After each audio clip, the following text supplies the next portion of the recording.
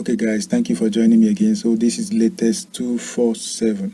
So in this episode we are going to be talking about MTN Nigeria, which is a network service provider. They've been having some issues with the Nigerian banks because they decided to cut down on the commission that these banks are getting whenever an individual, an MTN holder, MTN subscriber tries to make a recharge on their phone using the channel known as the USSD, which is also known as which is actually the unstructured supplementary service data. So on a normal day, when someone uses that method to recharge their phone, to buy credit into their phone, the banks get 4.5% of whatever amount the person uses or the person actually recharges.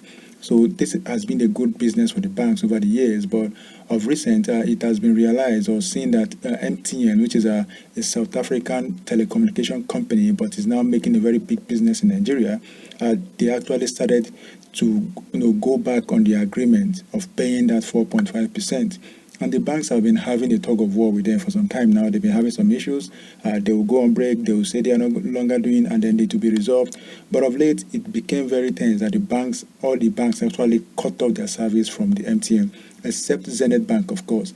Zenith Bank seems to have a direct relationship with them, which is actually part of MTN. So for that reason, they couldn't do any much.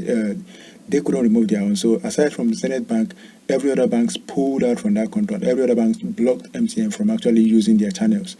So it became a very big problem for MTN users because MTN users, they are trying to make a recharge and having issues. And everybody, how this thing goes. Everybody goes online on social media and they begin to talk about it, that they're trying to recharge and it didn't work out. So MTN, actually came out and said, okay, we apologize for what is happening, but we encourage you to use other means of recharging your phones. They brought out new codes and other apps, a lot of financial apps that you can use to top up your phone, and encourage people to use those channels and not to use the USSD method. And a lot of people have actually begun to use it, but it's still difficult because people are so much used to the USSD method because it is very easy. And I mean, not everyone has a mobile, maybe like let's say an Android phone or an iPhone that has apps that you'll be able to access all these other apps that you can use to recharge your phone. Some people just have mere phone that doesn't have apps. So for that reason, they can't even use all those apps. So they need a USSD to actually work very well.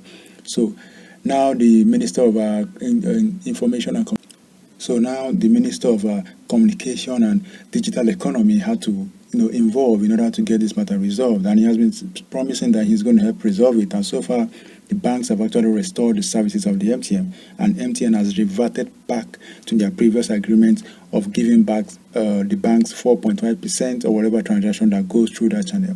So the MTN spokesperson have actually issued a statement saying, okay, that they are going back to the previous agreement of 4.5%, which is 4.5%. However, that they will be expecting to have another meeting with the banks where they can sit down and talk, okay, how can we reduce this actually, and how can we make it even much more profitable for us? Because right now, I think their own point of view will be that it is no longer a profitable business model for them. They want to change it. They want to make things, because maybe they are losing the down on their revenue, and so they are looking for ways to recoup, and that is why they are cutting short on the commission given to bank.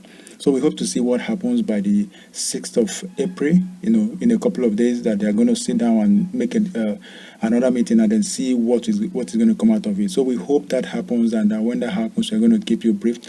But MTN, if we want to dig more into MTN is actually a South African company that's actually now operating in Nigeria. But based on analysis and some information that we have gotten, even in the country, in his base country, in his home country, MTN is not doing very, very great over there compared to Nigeria. For example, in terms of their revenue and their returns, they are not making a lot of percentage in South Africa, but they are making a lot in Nigeria. People are saying that they are milking Nigerians and repatriating that money back to their countries.